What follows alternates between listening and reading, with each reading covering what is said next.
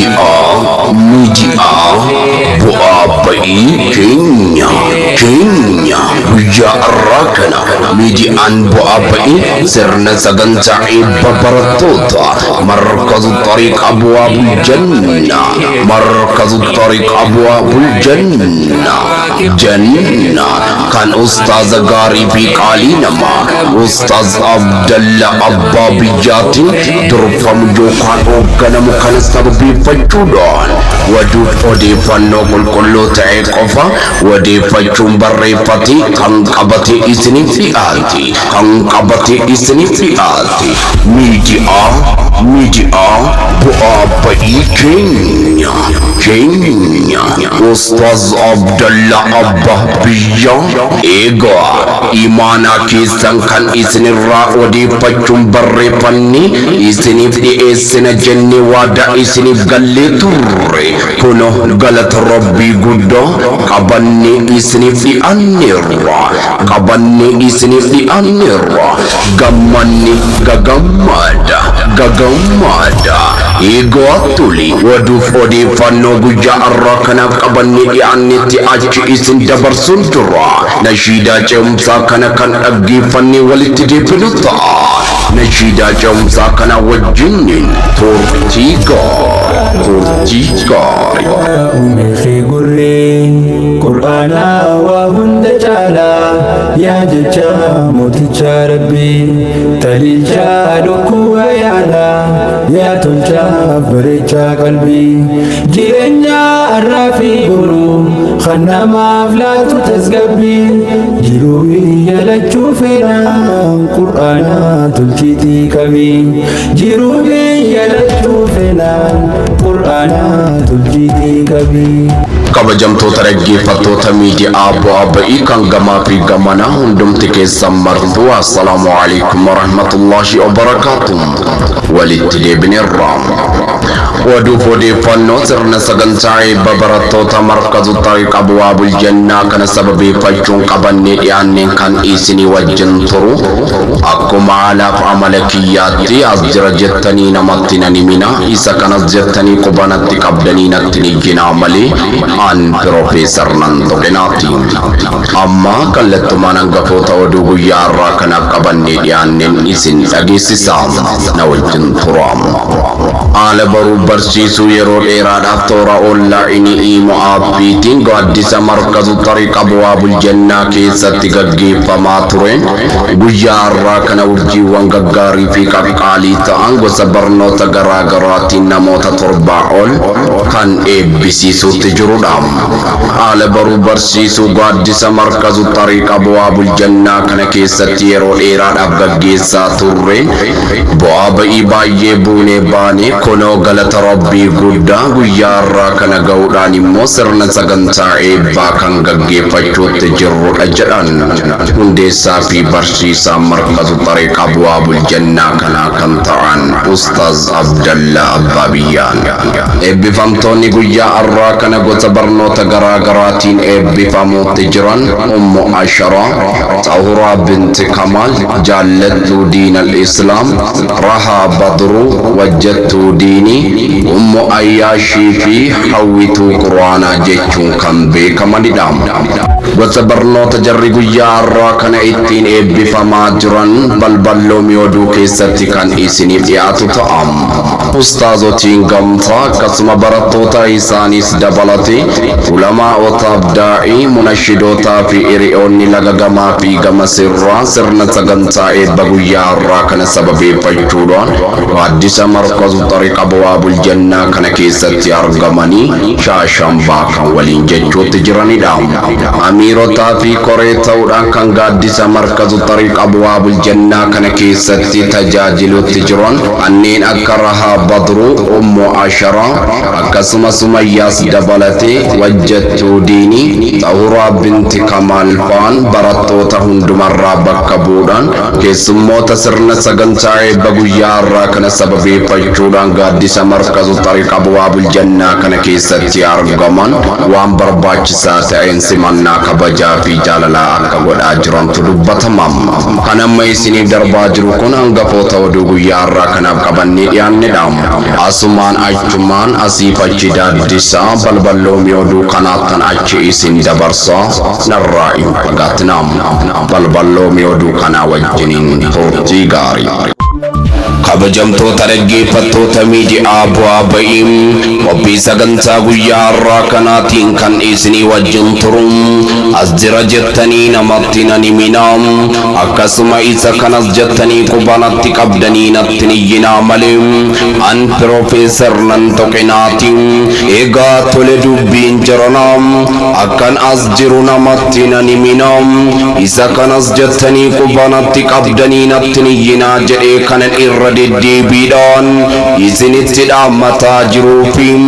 waa balleessee hin dhufne na amanaa namni gaaddisa markazu tariiqa abwaabul jannaa kanaa wal seene gadi ba'uu hin fedhu gonkumaa egaa yoo sin diddanii si inna lakkii yaa gurbaa waa biraatti kanatti balleessitee dhufte nu keessa dhokachuutti jirtu jettanii ammallee gamaa fi gamanarraa waliin eegaltanii marii ergan jedhe uluman jedhaa asaasaa yoo feetani sagalee wal fudhadhaa gungumaa kan gungummii keessan dhaga'e as gore gara gaaddisa markazu tariiqa abwaabul jannaa inni waa takka hin dubbatu gaafa dhufee arge gammachuu guyyaa har'aa kanaa iyyee ni gaam affeerraan kabajaa fi jaalalaa hawwanni irraa maddite guyyoota muraasa dura nuuf godhamnaan affeerraa kabajaa fi jaalalaa irraa afuun immoo salphina jennee anas ta'ee isinillee kaabaa fi kibba ba'aa fi lixarraa barsiisaa fi barataa wasoo hin jedhin gaaddisa markazu tariiqa abwaabul jannaa kan ustaaza gaarii fi qaalii namaa ustaaz Abdalla Abbaa biyyaatiin durfamu yookaan hoogganamu kana keessatti wal geenye shaashambaa zanaafataa kan waliin jechuutti jirrudha egaa tole marhabaa ahlan wa sahlan gammanni gagammadaa nuuf jedhaa zanaafataa shaashambaa bunnaam kafallagaachuun shaa'ii gosa nyaataa dhugaatii kan aadaa fi tanis kan ammayyaawaa izazu atti firu ebaakaachuun abbana'aa fi tan owwaarraa hunduu wal duraa boodaan isiniif qophaa'ee jira isiniin jedhuun barattoota hundarraa bakka buudhaan amiirotaa fi koriin keessattuu mee qalbeeffadhaa suutumattuu dubbi arraa kanaa akkas jedhuun ummu asharoon warri abuu fi ummu taatoon hiriyaa as keessaa hin qabnu jettanii wamaa iyyaadinaa waan abuu fi ummu barbaachisuun anatu simannaa kabajaa fi jaalalaa isiniif godhaa yaadaan na jalaa hin fagaatinaa isiniin jedhuun ummu asharoon yeroo warri abuu fi ummu akkasitti numatu waliif hiriyaadha jechuun simannaa kabajaa fi jaalalaa waliif godhaan isinis warri singiloota abshiroom rahaa badruun sumayyaas dabalatiin wajjattuu diiniin xahuraa binti kamaal faatuun simannaa kabajaa fi jaalalaan guutamteen isiniif gochuutti jira gaduma qabaadhaan kanaafuu isinillee yaadaa hin fagaatinaa nuuf jedhaa shaashambaa zanaafataa egaa anaafis naa beekaa ergan simannaa kabajaa fi jaalalaa irrade bid'an isnif godhem asuman achuman asifachi daddison waduf odeeffannoo sirna sagantaa eebbam barattoota markazu tariiq abwaabul jannaa kana sababeeffachuudhaan laga gamaa fi gama sirroom odeeffachuun barreeffadheem shaakkoo yookaan maddaa baraatti guuttadhee dhufeerroon dhiigee isin hunachiisom qaamaa fi qalbiidhaan nafaana jiraadhaam egaa tole gaafa gamaa fi gamanarroom firri gammachuu ibsachuudhaaf jecham akkasitti wal ga'ee cabalaq jedhee lafa guutu akka urjii samiirroom diinimmoo gaafa arge tokkummaa keenya kanaam aareetu dallanaam kan inni aaree dallanuufis immoo imaana isaatu hin qabne guutumminaam kanaaf aaree dallanaam silaa dubbiin isaaf galeem niimaa rabbiin namaa kennuufim aaree in dallanu tureem egaa erga kenna rabbii guddaatiifim aaree dallana ta'im itti dhiisaa yaafraam aaree dallanee gubachuu bira tareem yoo qaamaan ka'ee dhufeyyuu bakka kanaam gaaddisni markazu tariiq abwaabul jannaam jabaadha jurmisaam hayyuudhaan nuuf hundaa'im an keessaas maddu beekumsi arraa boriif ta'u galaam yeroon akkas jedhee afaan guuttadhee dubbadhu kanaam sinittin fakkaatin sobaa fi fakkeessaam yoo qalbiin kan kee kun imaana dhabdeem ilaa yaa obboleessaam atis yaa obboleettiin wattuutii ilaali aala baruu barcheessuun gaaddisa markazu tariiq abwaabul jannaa kana keessatti gaggeeffamaa jiruun garagalamaa feetu garagalgalaam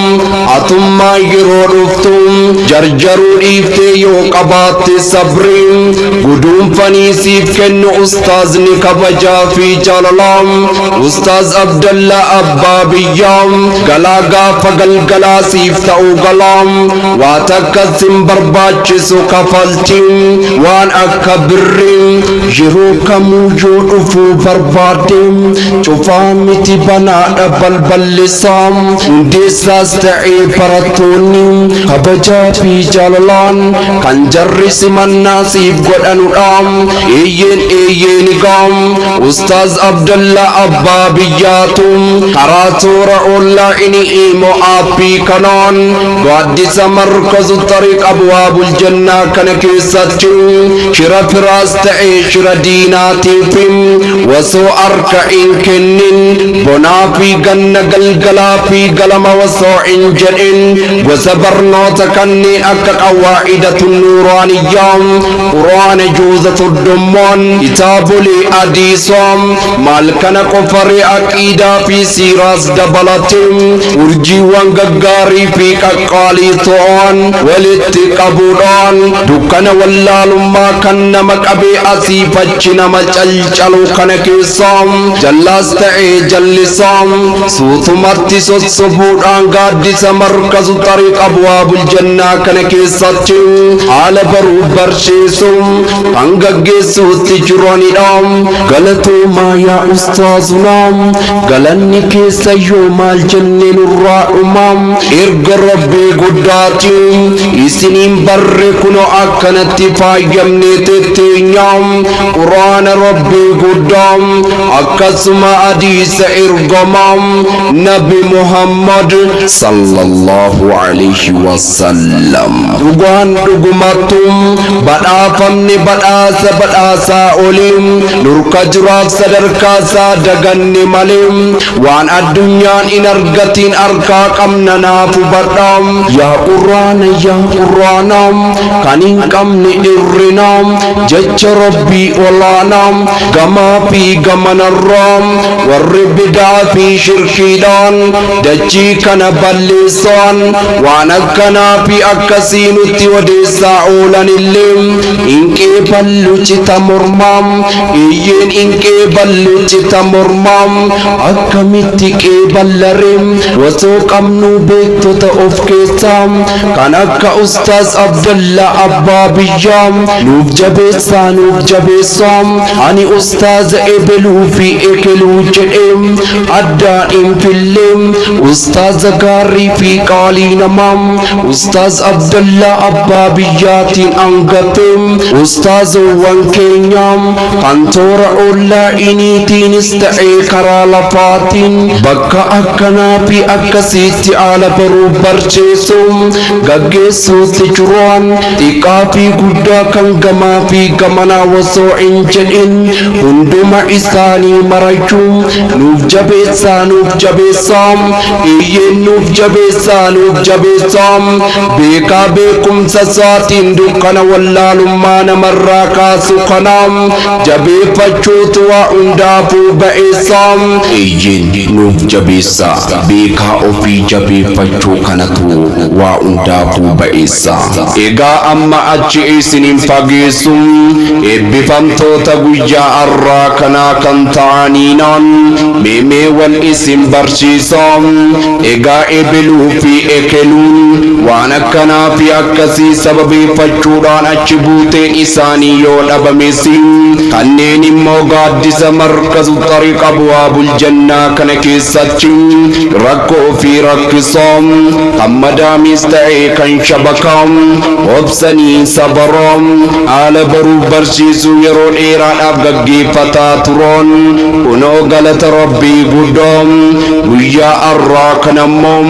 jechuun akka lakkoofsa hijraa rajaba guyyaa 5 ji'a 7ffaa waggaa 1447 akka lakkoofsa faranjootaa Diseembara guyyaa 25 ji'a 12ffaa bara 2025 irratti akka lakkoofsa biyya keessaa tisaas yookaan muddee guyyaa 16 ji'a 4ffaa bara 2018 irratti bakka ustaazotiin gamtaa akkasuma barattooti isaaniis dabalate ulama'ootaaf daa'iin akkasuma munashidoonni fi hiriyoonni argamanitti sirna sagantaa eebba isaanii kan gaggeeffachuutti jiranidha. Egaa tole dubbiin jiranaa eebbifamtoonni guyyaa har'aa kanaas immoo maqaa isaanii yeroon kaasee isinii mallatteessu ummu asharaa. Egaa ummu asharaan kuni gaaddisuma markazu xariiqa abwaabul jannaa kana keessatti tokko lama jettee eegaluudhaan erga qawaa'idatun nuuraaniyyaa akkasuma quraana juuza 30 gadi xumurte kitaabolee aqiidaa kanneen akka kuz aqiidaa usulas dabalate yeroo lamaa oliif kan qara'uudhaan gadi xumurte yoo taatu yeroo ammaa kanammoo barnoonni naaf ga'eera jettee galtee mana taa'uu dhiifte kitaabu tawhiidiin qaraatee gadi xumuruutti kan dhiyaattee jirtudha. Ummu asharaan egaa tole dubbii ajaa'ibaa akkasuma obboleettii keenya gaarii fi qaalii namaa kan taate Xahuraa binti Kamaal isiinis erga urufaa fi quraana juuza 30 qara'uudhaan gadi xumurte fuuzii yeroo lamaaf gadi xumuruudhaan yeroo ammaa kanammoo usulu salaasaa kan qara'uutti jirtudha. Meenaa qalbeeffadha maal jira kana qofare jaallattuu diina islaam erga urufaa fi quraana juuza 30 kitaaba kuuzii kana yeroo lamaaf isiinillee kan qaraatee gadi xumurtedha. Dhugaan dhugumaan jajjaboodha jarri kun gaaddisa markazu xariiqa abwaabul jannaa kana keessatti ustaaza gaarii fi qaalii namaa ustaaz Abdallaa abbaa biyyaa wajjin waliif ta'uun dagaleen kan guyyaa har'aa kanammoo gammachuu isaanii ibsachuutti jiranidha. Eeyyeen egaa maal kana qofare ammallee yooma maqaa dha'ee xumure kanneen quraana juuza 30 gadi xumuruudhaan guyyaa har'aa kanas eebbifamuutti jiran rahaa badruun sittiin fakkaatiin dubbii akka duraa wajjattuu diinii jabeessanii qabatan dhugaan diinii kanaa maal jira kana qofaree kan quraana juuza 30 gadi xumuruudhaan guyyaa har'aa kana eebbifamuutti jiroon ummu ayyaashillee kunoo kara gadii kana akkas jedhu warra siingilootaa yaamte anaan na dhiiftaame yaa gurbaa dabiliidhanaan jette jedhaniitu ofiin of keessatti gungumuutti jiruun ummu ayyaash lakkisaa yaa ummu ayyaash akkamiittan sin dhiisaree eebbifamuun keessan guyyaa har'aa kana anaafuu ta'ee raajiidha namoonni baay'ee osoo yeroo qabanu waan akkanaa fi akkasii sababeeffachuudhaan achi buuteen isaanii kan dhabamaa ture baay'ee lakkoofsi isaanii kitila isin immoo ummoo ta'uudhaa wajjiniin kunoo galata rabbii guddaa quraana juuza 30 gadi xumuruudhaan itti geessan guyyaa eebbaa dhugaan jajjaboodha sinillee ummu asharaadhaan walitti saa'iboomtanii waliin waa bartan kunoo galata rabbii guddaa